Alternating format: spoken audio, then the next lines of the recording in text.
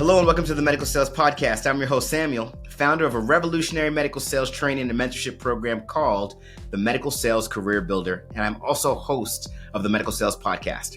In this podcast, I interview top medical sales reps and leading medical sales executives across the entire world. It doesn't matter what medical sales industry, from medical device to pharmaceutical to genetic testing and diagnostic lab, you name it, you will learn how to either break into the industry, be a top 10% performer within your role, or climb the corporate ladder. Welcome to the Medical Sales Podcast. And remember, I am a medical sales expert sharing my own opinion about this amazing industry and how it can change your life. Hello and welcome to the Medical Sales Podcast. I'm your host, Samuel, and today we have with us another special guest, and he goes by the name of Dr. Diego Lima. He's an orthopedic surgeon out of Palm Beach, Florida at Atlantis Orthopedics. He's been practicing since 2014, and he has so much experience in orthopedics. And today we get into the dynamic between orthopedic surgeons, sales reps, and the associate sales rep. This is an episode that if you're an associate sales rep, you have to listen. If you're an orthopedic sales rep, you have to listen. And if you're someone that's thinking about being either, you absolutely have to listen. Packed with information that you won't find anywhere else. And this is what we always try to do here at the Medical Sales Podcast. So as always, I really do hope you enjoy this interview. So this is what I'm thinking, man. What if let's talk about the issues you see with new reps. Like, let's just get into it. Let's talk about what it's like for you, what you need as a surgeon, and what are some of the issues you see, and why you believe a program would be so helpful for them that can kind of coach them on these things. And let's just see where it takes us. And of course, we'll talk about your history and all that. But what do you think? Well, I think it's a good idea. Yeah. I I do think the younger reps they want more time and they want to practice more and they learn as they go, right? So having that time set aside for them to practice and then truly understand what's important in that business, I think it's going to be key. So that's a really good selling point to have them doing the program. Okay. Okay, good. Okay, perfect. All right. So let's kick this off. Dr. Lima, how long have you been practicing surgery? Well, I graduated from medical school in 2010, got into residency in 11. So my first surgeries obviously were during medical school, but I've been in orthopedics, and scrubbing in and thinking orthopedics since, God, I'd say 2008.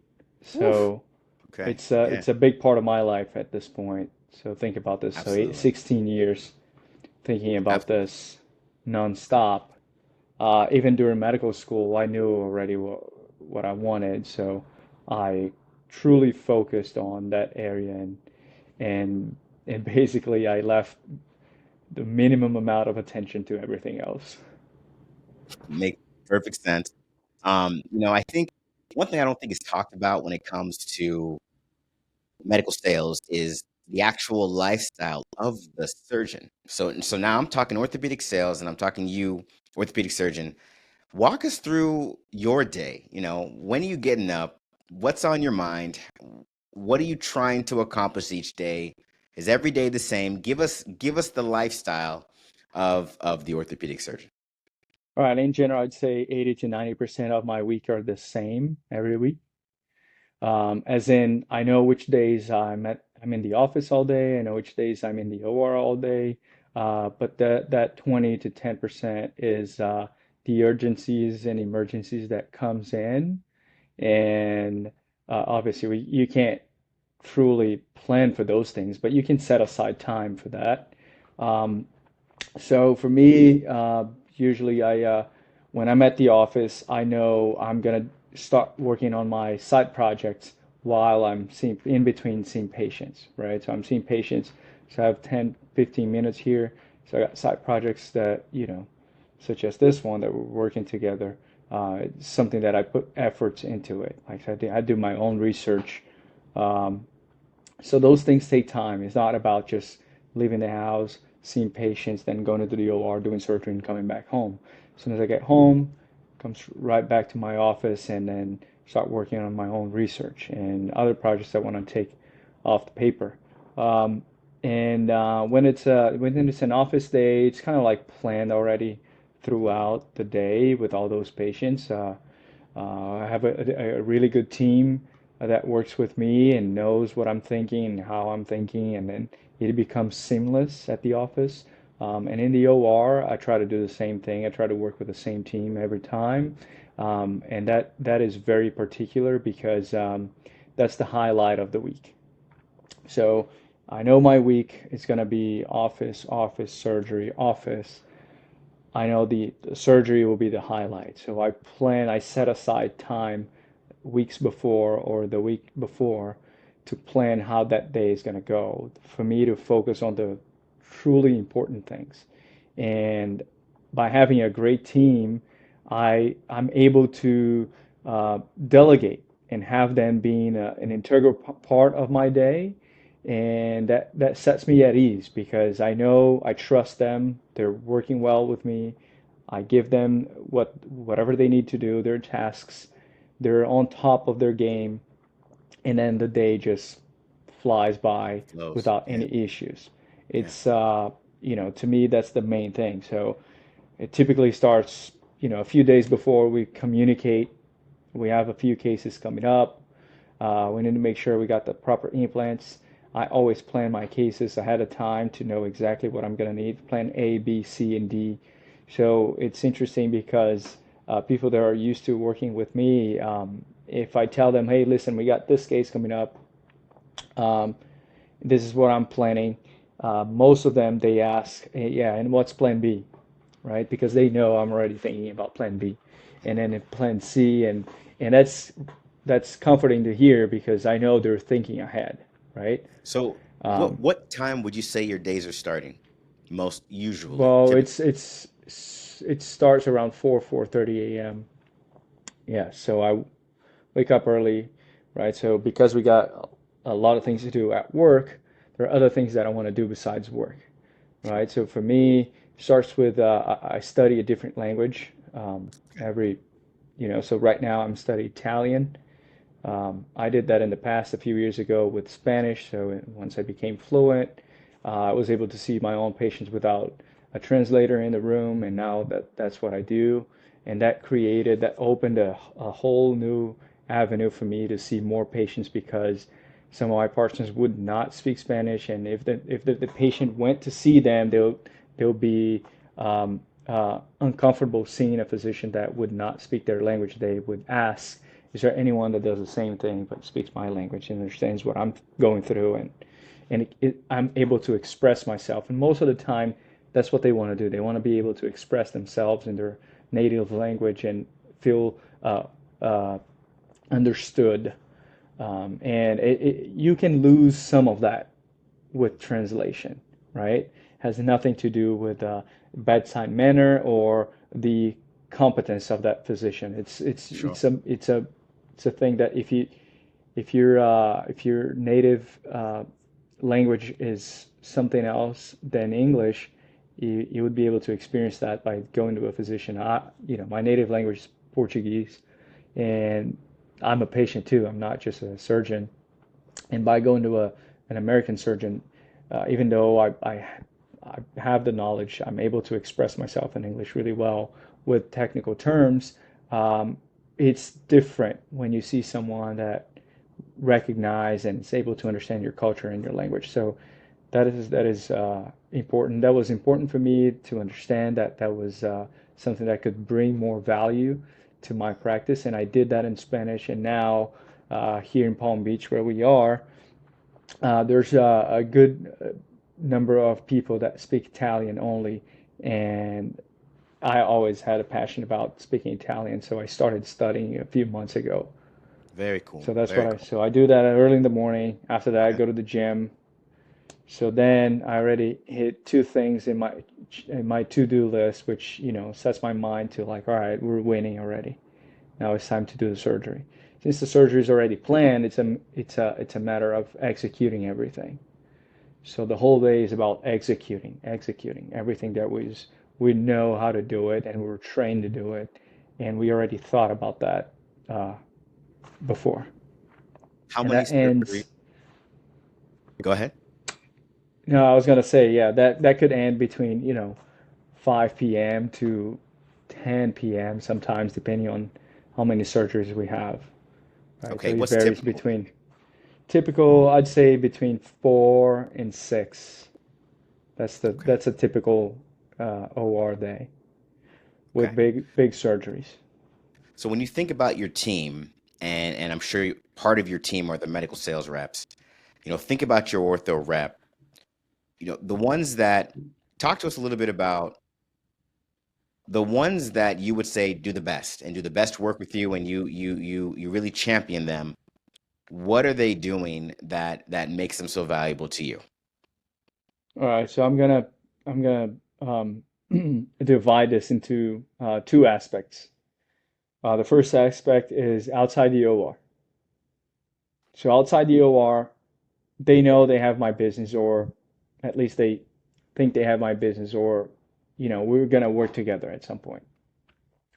What they do is they every week follow up on which cases we have coming up to be prepared, right? They also have to plan their week. They also have to plan their days, thinking if I have two surgeons going at the same time, what am I gonna do, right? So if we have a good flow and we're doing cases every week, I think it's imperative for you to always check, hey, do we have anything next week coming up that I haven't received an invite yet, right? Those are the things that to me are valuable because they're thinking ahead. If I'm too busy for some reason, I forgot to mention, or my secretary didn't send an invite, Sure. they're on it. And that has happened where someone dropped the ball, nobody got an invite. I'm going to a surgery and I call my rep and I say, hey, I'm almost there at the hospital. And he's like, well, I'm in Colorado. I'm like, what do you mean you're in Colorado? We have a case in 10 minutes. Mhm. It's like, I didn't know we had a case, right? So to me, that is a major ball drop because, um, first of all, my scheduler forgot to send an invite, right? Second, the hospital knew I had a patient coming up with the company that I'm using and didn't check with the rep, with the company, or with my office. Hey, we didn't receive any information about that. Uh, Third of all, the rep didn't bother to check if we're doing cases every week. And 1 week I'm not doing a case, he didn't bother to check. Hey, is he on vacation? He Mhm. didn't talk to me about that. We're a team. So if you're not thinking that you're part of the team and you're constantly passive, waiting for things to fall in your lap, I'm not going to use you anymore because at that point, if that happened, you're one more checkpoint to avoid a mistake, right? I'm not taking my responsibility out of the equation. I'm saying I need more people that want to help and will help me. Right. That's what I'm What do you saying. what do you do in those situations when this happens? I mean, the reps in Colorado, you have this case in 10 minutes. How do you mitigate that? What happens? So it's a split second decision whether I'm gonna get pissed or I'm gonna think about a solution. Hmm. So that happened, and this particular case that happened while I was driving from one hospital to another. I was doing an arthroscopic rotator cuff repair, and in the back of my mind was immediately I felt, okay, the rep's not there. He can send a colleague, and the implants that I need are peel pack. We don't need trays to be sterilized, and we have all the instruments that we need in the hospital. I knew that, right? So that's background knowledge that I had. And that all this hit me in a split second that I said, call a friend, send him there. If we need to delay the case 10, 15 minutes, we'll delay the case 10, 15 minutes, but we're doing the case. Okay. And I only thought again about this issue after the surgery. I completely wiped out of my head until I was done with the case. Sure. After I was done, I went back and I said, how can I fix that problem? Okay. Got it. What are some other things that your best reps do? Um, I was gonna make a joke here, but um, so what they do the best, I think, is they anticipate the workflow really well. Mhm. And not when things are going the way they're supposed to. When things don't go the way they're supposed to. Mm. When they see that I hit a wall, they know already all my steps. And if they see that I'm struggling with one step or I didn't move on, they know something is off. Immediately, I can hear them talking behind my back, not behind my back as in hidden, but like literally behind me, thinking about solutions without me saying a word. So to me, that's like, all right, this guy is in my, we're in the same level. And then, I don't get stressed out in surgery. Something like that happens. I immediately just, call him here, so and so, come here. Um, this is what I'm facing right now. Let's see what we can do about this, or get me this or that. And then immediately there's someone running, grabbing an instrument or a tray and whatnot. So that level of commitment, it takes a while to get to that point, but you need to want to get to that point. It's not just about me doing the best of my ability to make someone to get to that point. They want to get to that point, right? So it's So, a so combination of things. would you say that your best reps, they drive the relationship as opposed to you driving the Oh yeah. relationship? They know. So what they do, but because I leave the door open, they realize that the door is open and I'm just waiting for them to step in. And if I don't see that they're stepping in, they're not buying in, then it's not going to work. Okay. So you mentioned you categorize it initially as outside the OR and within the OR. When you're talking about outside the OR, outside of making sure they're anticipating what's going to happen and what surgeries are coming up and what you might need, are you speaking to anything else that happens outside the OR? No, not really. I mean, this is, what comes afterwards. It comes with when you build a relationship, then everything else comes afterwards, right? So they because we spend a lot of time together working. Uh, Sometimes, we go out together after surgery, spend quality time together, and then we talk about business. It's not, only surgery. We talk about business. So we get to the point that they understand. Um, what's valuable to me in terms of my career. Sure. And I think that's important.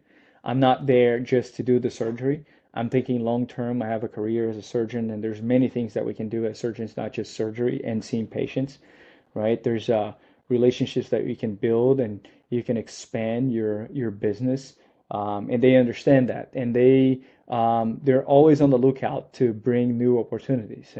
So to me, that's important. Whether it's within their own company, to go to a meeting and learn a different technique, or to have an opportunity to do a talk because it's something that I like doing it, or meeting someone new that, came to the area and could be a potential referral source for me, right? That Sure. drives our business. And that's good for me, it's good for them. So those three things, I think it's important. And if you're not thinking at that level, you're definitely a beginner. So then, there's a notion that if you can befriend uh, your surgeon, let's just stick with orthopedics. If you can befriend your surgeon and really spend a lot of time with them outside of the OR, like you mentioned, that you're going to have a much better relationship.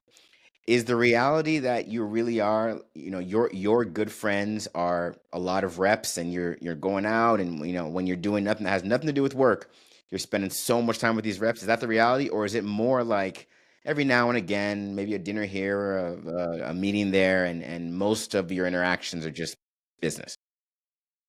Well, I I'd say it's 50-50. Some of my reps became my friends where we hang out, we play golf and go out together.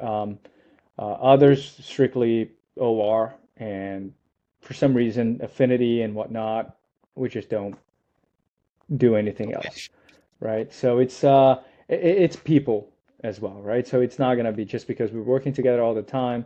I don't want to spend time with, and to me, it's kind of hard because if I don't have a good relationship, it will be hard even to be in the OR with that person. Like I said, it's a matter of trust, commitment, and it has to match. And if it doesn't, then the flow is not going to be the same. Nowadays, we have so many great companies with phenomenal products that are comparable, that you can easily divert from one company to another and continue to reproduce the same thing and using great implants the same way. And then you get to work with someone that you have affinity to. Hmm. So let's talk about that new rep then. How does a rep get to a place where they have a strong relationship with you? And I'm gonna be more specific. I'm on introduction, meaning a brand new rep to you. What's the give us both. Give us the worst way you've seen that go down and what reps shouldn't do, and give us the Mhm. most ideal way you would appreciate a rep coming to you. A new wrap. So it's two scenarios. A new wrap from a new company that I'm not using. That's the hardest one Hmm. because guess what? No relationship. It's a new Right. face in front of me. Guy Right. has no experience, right? So that's super hard. That's I don't know how a person would do that, but it's possible, but it's hard. But I've had recently one person that converted me, and he Okay. was new to the company, new to me, and he never went away. He was always there, and I needed him a few times, you know, here and there, and he would show up, and he was always on point.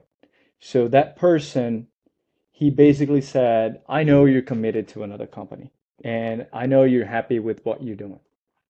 Here's what I have, okay? Um, I'm knowledgeable. I can help you with all this. Um, if you need me, just call me. And one day I needed him, and I called him. He showed up, okay? And he was on point. And then the second time I needed him, he showed up, and he was on point. And the third time, and then time went on until a day that I needed to make a change. And in my mind was like, who should I change now this type of business to? And he was the first person that came to the back of my mind, right? So let's go back. Because Let's it, go back. Because I want hmm to capture that beginning. So you said that he came to you, he laid out what he wanted to do, which is good. I mean, every good representative knows to kind of state what you're trying to do right off the bat, so everybody's on the same page. But when yeah, you said that he was always there, so how much time lapsed between him introducing himself and you actually needing him? How much time I lapsed? was I was waiting for that question. 2 years. Two, 2 years. Okay, Now so that okay. to convert my business, to convert my business. Okay. But okay, to convert your Not business so 2 years, I Yeah, two how years. much time between introduction and you needing him? Meaning, you said, Oh you know no, what? that happened within a few months, Okay, right? so Within a in few those few months I months, needed, yeah. was he seeing you every week? Was he seeing you every day? Was he giving you phone calls? What was happening? No, it was once a month or every 2, 3 weeks. We would cross each other in the OR, Okay, right? So now it's a familiar face, gotcha. right? So he was always interested. What are you doing here? What are you doing? What's up with this case? And you know, not pushy, not saying, "Hey, why are you using this instead of me?" No. To me, if you do that, listen, you don't even know me. All right, bye-bye. Right? He was genuinely interested. Hey, let's build a relationship. I just got here, right? So it got to the point that I'm like, all right, I got his demeanor, his well behaved, respectful. it's not just about bringing the implants and the trays and whatnot. Like I said, it's about building a team and have that relationship. And then, I needed him for a few times, and if you think about 2 years, um, being a long time for you to convert a physician, a surgeon from one company to another, um, this industry is going to be very frustrating because most people tend to use the same thing. Okay, I'm going to give you an example. You're doing a shoulder arthroplasty. Most surgeons, they like one implant in one company, they stick to it. They might vary here and there, or they might have two, which I've done this in the past, but they stick with one. So in your mind, if you see surgeons that are sticking with one company and it's not your company and you give up right there, you're not going to make it. You need to make sure whoever's not using you know that you are reliable whenever they need it because this time will come. We know that. I know that, right? You don't burn bridges with different companies and different reps or and the other way around. You shouldn't do that because at some point you're gonna end up working together, whether it's short term, mid-term, or long term, whether it's gonna be something um, rock solid or just sporadically. So when that time comes, you gotta make it happen. And this example was exactly that. This person was always there, you know, generally interested, always polite. Every time I needed, he would be like, all right, I can show up and I can bring you this, I can facilitate this and that. And then at some point, it came to me that I was ready to move on from one company to another. Um, and I was like, all right, who am I going to call? And I have cases coming up. I got to make a decision right now, and that's important. I have to feel comfortable with that person with the implant. Um, so immediately I picked up the phone, called him, and I said, "Hey, it's time. We got a Wow. few cases coming up. Let's see what we can do in the OR together as a Right. team." And his reaction was the best possible. It was like, "Hey, you're not gonna regret this. We're gonna make it happen. Let's meet before, go over how you do your things, Love it. what you want to do. I want you to feel comfortable."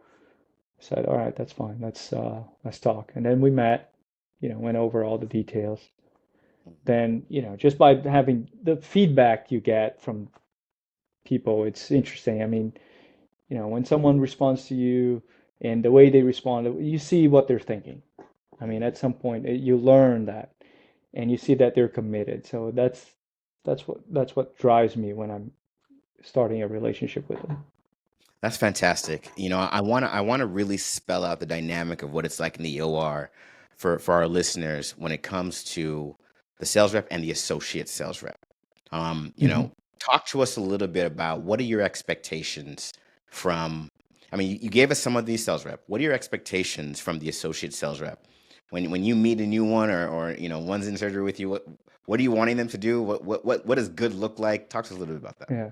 And that's not set in stone. That's not the whole truth, but I'm gonna say what I'm thinking when I see a new associate coming in along with the main rep, right? Hmm. First of all, I keep an eye on them to see how they're behaving towards that rep, right? First of all, that relationship between them. What that person is trying uh, to gather from that rep that is supervising him, right? And how he behaves with everyone else in the OR. Most of the time in the beginning, they won't do anything without being told to. Hmm. And that's how I think they should do. That's how we do as medical students. First time in the OR, we, stand in a corner and we observe until someone says, "What are you doing there? Standing, doing nothing. Come over here and help us out." Right? That is, hey, granted permission, start working. I'm going to teach you. Right? So I see the same thing with them. And then at some point when they feel like they're asking the correct questions to the rep, I invite them over because I want them to feel comfortable. I don't want them afraid of saying anything in the OR because they're in the presence of a surgeon and people that potentially understand what's going on better than him. I want him to with responsibility and with some notion to be able to speak up, right? So I invite them over to the same conversation that we're having. Like I ask questions, even though I know they don't know the answer, but I make them think. I make them be part of the team. Now, if they buy in and next time they show me that they were able to do more, they went after answers, they were proactive about everything that happened the day before, that tells me that they want it, right? I won't forget that, right? We do the surgery today, and then 2 days later we're in the OR again, and I do the same thing where that person comes in with a different behavior, much more proactive, and trying to do more. Hey, to me, that's a win, right? And then if I see that that person is going too far, I find a way to say, hey, that there's a line. You can stop right there, right? In a way that make them think, well, I need more knowledge to be able to go beyond this line. Give us an So, example of what that looks like. okay. So first time in the OR, I see the associate asking questions to the rep. I'm ready to pull up an implant or decide on which size of an implant I should use. And then trying to bring that person into the conversation, I ask directly that person, call out their name, say, Samuel, what do you think I should use here? I got this in this scenario, intra-op. And they'll be like, well, maybe you should. And then they say whatever because they don't want to say, I don't know. Sure. Right. And I said, fine. If I do that, I might go to jail. Right. So that becomes a joke and everyone laughs and it would break the ice. Hmm. Okay. So the ice is broken at this point. I said, and then I give them the right answer. Let's move on with this and that. So they observe that. Now at this point, they're thinking, why he didn't accept my answer? And then they start bugging their friend. Hey, why? What's going on? Why is so next time when he comes in, he might come to me and say, do you want to use that implant? Instead of waiting for me to ask a question, they would suggest something. So to me, it's like, all right, he did some homework. He thought about this. I hope you're enjoying today's episode. And I want to let you know our programs cover the entire career of a medical sales professional. From getting into the medical sales industry, to training on how to be a top performer in the medical sales industry, to masterfully navigating your career to executive level leadership. These programs are personalized and customized for your specific career and background, and trained by over 50 experts, including surgeons. Our results speak for ourselves, and we're landing positions for our candidates in less than 120 days in top medical technology companies like Stryker, Medtronic, Merck, Abbott, you name it. Would you run an Ironman race without training and a strategy? You wouldn't. So why are you trying to do the same with a medical sales position? You need training, you need a strategy, and you need to visit evolveyoursuccess.com, fill out the application, schedule some time with one of our account executives, and let's get you into the position that you've always dreamed of. So when they come in and they suggest something that I should do in surgery, and I say yes, I try to find out whether they understand what they're suggesting, whether they actually looked it up or someone told them what to do, and at that point, depending on what they know, then they will show if they're buying or not, right? Because then they become more curious and more curious. And that Well, curiosity, I think that drives them into the OR. but what does overstepping look like then? Because you were saying that sometimes they go too far and you need to draw that line. And I want to hear, well, what is that? If an associate sales rep is going too far and you need to draw a line, what does that even look like? What are they doing? Well, they make a recommendation that is not appropriate, Okay. and they want to stick with that, right? Or they go way beyond their head, Hmm. saying, "Hey, you should do this," and then it's like, at this point, if you didn't if you didn't go to school or you don't have 10, 15 years into this business, just shut up, right? Now, Because does at it, this point, you're just saying nonsense. Does the sales rep step in when that happens, or what? Oh, sometimes, yeah, sometimes, yeah. Yeah, yeah, At some point you have to take control of the room as a surgeon and say, just speak when you're spoken to, yeah. You know, right? there's a lot of talk around as a rep, you need to be able, you have responsibility to impact the mood of the room. Talk to us a little bit about what that means to you and what you, I guess, again, what does good look like when reps are doing that effectively? Yeah, that's you have the ability, but it's not your responsibility. To me, that's my responsibility. Okay? But if I have someone helping me with that, that's even better, Got it. right? So not every day you wake up and you head to the hospital, you have 4 or 5 cases, and everything else in your life is running perfectly fine, Mm, right? So at some point you might be upset with something, something's bugging you, and then that person that is always with you know how's your mood every day, and that day is different. That person has the ability to change that, right? To say, hey, listen, we're about to get into a shoulder right now, and it's going to be the best shoulder possible. You're going to nail this. We're going to flow here, and it's going to be seamless. Let's put up some music, which I do very often in the OR. Let's get everyone buy in. We'll bring lunch to the team in the middle of the day. We get everyone ramped up. And this is the first case, 7 a.m., and you're coming in with that face that you don't want to see anyone, and someone gets to you and says all that and makes your day shift from a really dark, sad day to the best day possible, right? And you only realize when you leave the hospital, you get in your car and you're like, oh, yeah, this was supposed to be the shittiest day ever, and it was perfect, right? So that person has the ability to do that, sure. but they need to be able to read the room, read the person, know when to do it. You don't come in every day and you act like everything is perfect. You can't. You gotta be able to read the room. It's in any business, Mm, right? But I think once we're doing surgery, most surgeons they have this informality, and we're able to talk about other things. And there's some periods of time in the surgery that it's less stressful, and it becomes more automated, and you're able to focus on other things, and that's a good approach, I think. sure, sure.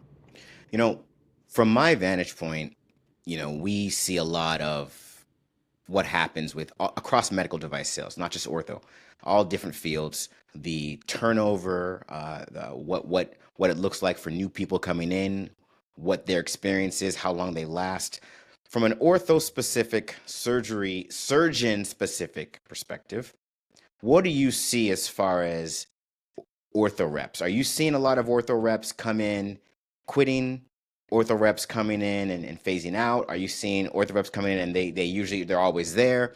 What is, if you were just to give a generality on what happens when what do you typically see with ortho reps? What would you say? Once they're in, they're in. They don't leave.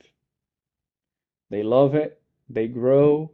They learn other things. They expand their businesses. They become way smarter than surgeons in terms of how to make more money and tackle multiple aspects of the industry. And that's how they stay in because there's opportunities everywhere. Hmm. So you think about you becoming a rep, and especially in ortho, once you start, you're thinking only as a rep.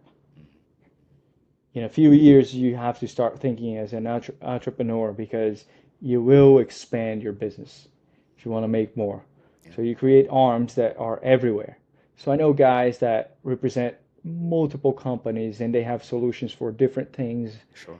in the musculoskeletal system that sometimes I don't even know. And people that worked with me for years and then suddenly I need a new product or something else, and I call that person, and guess what? It's my own rep. It's like, Wow. I didn't know you had that. Right, It's like, right. yeah, man, I got to pay the bills, things like that, and it's just a way to say it that you can diversify. It's never boring. I Okay. guarantee you that. So then you would say that you see very little turnover Yes, in orthopedics as far as reps are concerned. yes. Okay, I so it's know, so off the top of my head, I know one person that moved to a different field. wow. So it's you would of course, you know, your one opinion, but you would say that's a very secure field, the ortho space. Yeah, it doesn't mean you're going to stay in the same company for Of years. course, of course, of It course. means you will have your career forever if you want to. I love it. Now, you know, you've been doing this since 2008. I mean, at least outside of school. Well, And as a student and then as a resident, but then I graduated from residency in 2014. okay, so still 14, 25, that's 10 years outside of uh any kind of academic influence. So you've seen changes. How has the orthopedic rep changed from 10 years ago to what the orthopedic rep is today? Or not? Uh, okay, yeah. So interesting enough, I did my medical school and residency in Brazil, Okay. and orthopedics reps are allowed to scrub in the case, which is different than here in the United States. So to me, it was a major paradigm shift not having the rep scrubbed in because Wow. they would take care of part of the instruments, the implants, and whatnot. And I think it's harder here for a rep because he has to use his brain only and his voice to guide the surgery, right? As opposed to being scrubbed in, handling the instruments themselves. Um, and I think what changed in terms of how they think and how they do things is in the past they were more relying on just having the company. And if they had a good company with good implants, the business were guaranteed. And nowadays, since we have companies with the same quality um, across the market, if they are not different in terms of perception of other things that are important for that surgeon, they will lose the business. Okay. So I think they should nowadays obviously get a good product, right? But don't rely on the product. Yeah. Rely on you and your ability to sell yourself to add to the surgeon that you're working with. It sounds like, you know, if you were to quantify that, qualify that, you'd say the rep has become more important than ever before. Yeah, I think so. Mhm. I think the rep is very important because it's not about that day specifically in the OR, right? Because let's say something happens, you can't be in the OR, but all the instruments are there. Mhm. Yeah, we can still do the surgery. That's not a problem, Right. Right. okay? But that there's a lot of other things that happens before the surgery starts and after the surgery ends Yeah. that the rep is in charge, Yeah. right? It's checking everything before the surgery. Make Mhm. sure you have all the instruments and all the implants that you need, and things that we discussed before. That relationship. All right. So after the surgery, now what? How can we bring more patients to you so we can keep working together, Mhm. right? So that's important. Yeah. You know, Dr. Lima, you know, you and I, we work together a little bit because you are part of our program for helping people get into the right place in medical devices, specifically ortho. And I know that you're very passionate about making sure uh, someone that takes the opportunity to become an ortho representative is doing it in a way that's going to be fruitful for their own career and, of course, extremely beneficial to all the surgeons they work with. Where did that come from? You know, I know a number of orthopedic surgeons that do not have the sentiment you have to want to work with the development of representatives. Where did that come from for you? Why do you have that kind of passion? I think looking back at my training and when where everything started, I every time I think about the beginning of it, I've always had someone by my side teaching me, guiding me, right?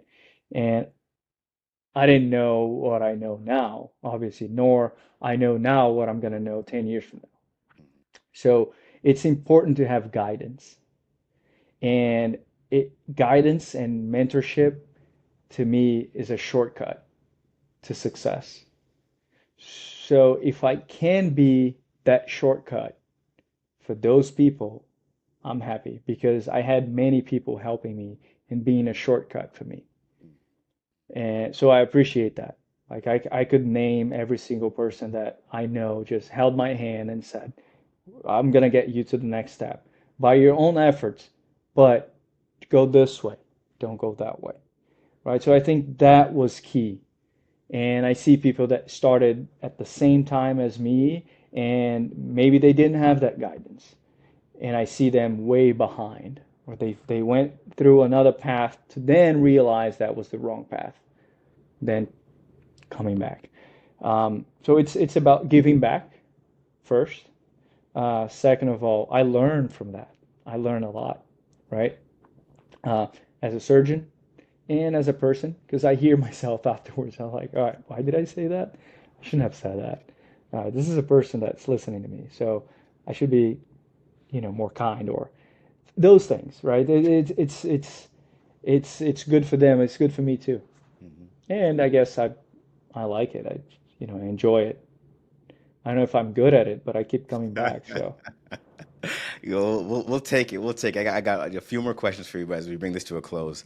You know, and I love asking surgeons this. Once upon a time, maybe 20, 30 years ago, they said that the value of a medical sales rep is going to eventually go away, and companies are going to figure it out, and they're going to be replaced by, I don't know, computers or AI, or there just won't be a need for them.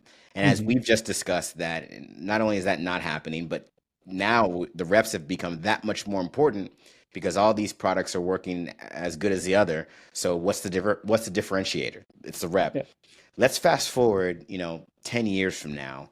Where do you see the dynamic? Do you see it being what it is today? Do you see it going in a certain direction? It's going to be more of, A, B, and C. What do you see when you think about the future of the dynamic between surgeons and medical sales reps in ortho? All right. I think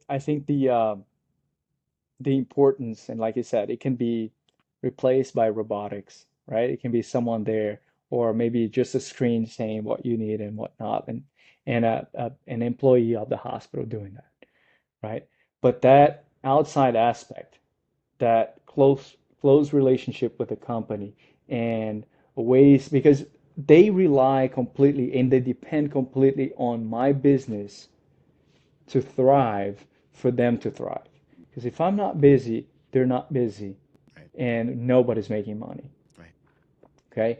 So more and more they're thinking outside the OR. How do I become more frequent in the OR?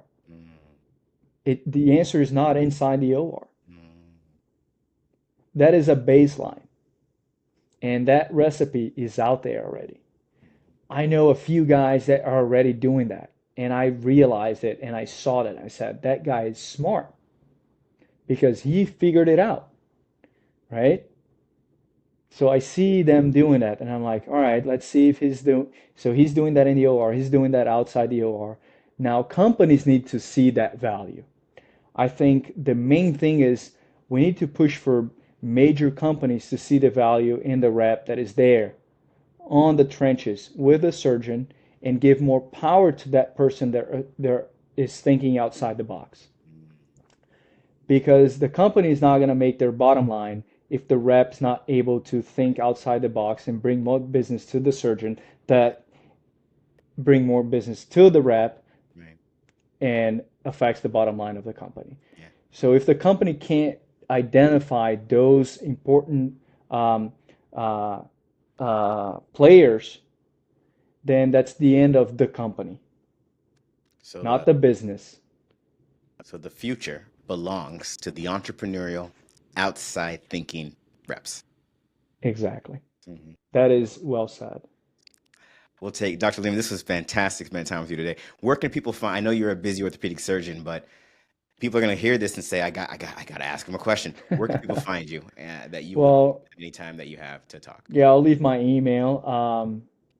And it's easy to get to me by email. Obviously, I'm not on my email 24/7, but I don't like having my inbox full, so I'm constantly replying to all my emails, right? You you heard it here, folks. His email will be in the show notes. Um, Yeah. okay, we got one more thing to do, Doctor. before I let you go, and it's called the lightning round. I'm going to ask you 4 questions. You have less than 10 seconds to answer. Are you ready? I am ready. You're ready. All right. First question. What is the best book you've read in the last 6 months? Uh, I'm not ready. He's like, what are you talking about? Yeah, what are you talking about? I don't read any books besides orthopedics. Probably a technique guide or something. Technique guide. All right, we'll take Yeah. it. We'll take it. Okay. What is the best uh TV show or movie you've seen in the last 6 months? All right. So I'm addicted to Seinfeld now. Wow. I would have Yeah. never guessed Seinfeld. Okay.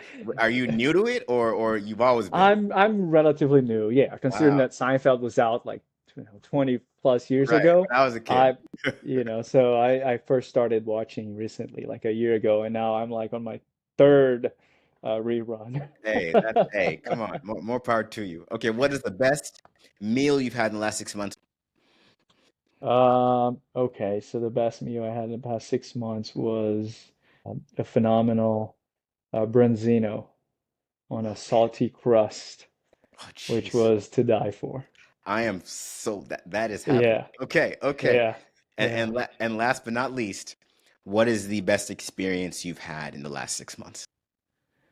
Uh, I think was recently we had a major change in our practice, and it was a major change, Sure. and a lot of unknowns came with that change. And the best experience was having the group coming together as opposed to drifting apart and finding solutions together. And everyone was a key part of that change.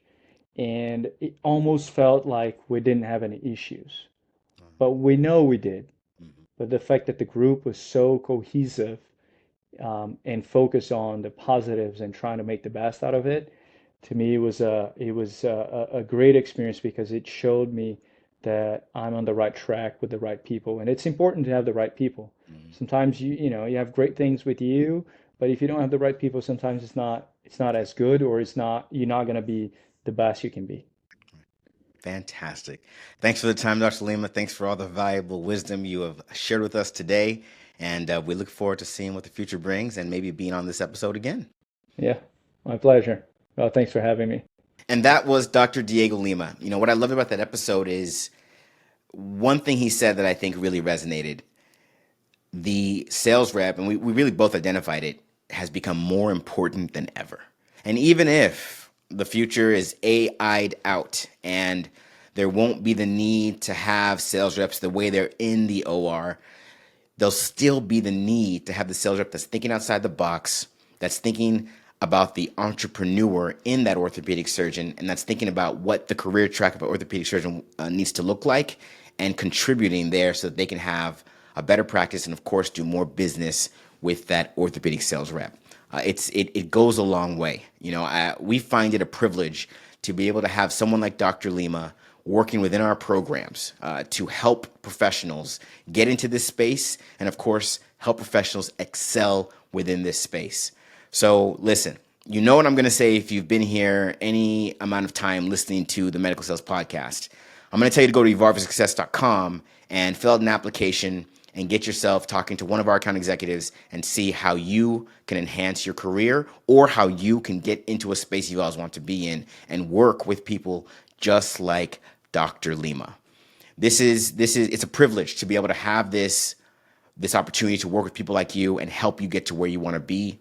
Take us up on the offer. Get to evolvesuccess.com, fill out an application, and let's get you going. As always, we do our best to bring you innovative guests that are doing things differently in the medical sales space. So I really hope you tune in next week for another episode of the Medical Sales Podcast. I hope you enjoyed today's episode. And remember, I have a customized and personalized program that gets you into the medical technology industry as a sales professional or any type of role for that matter. Become a top performer in your position and masterfully navigate your career to executive level leadership.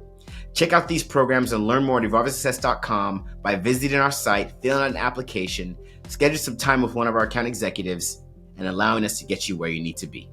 Stay tuned for more awesome content with amazing interviews on the Medical Sales Podcast.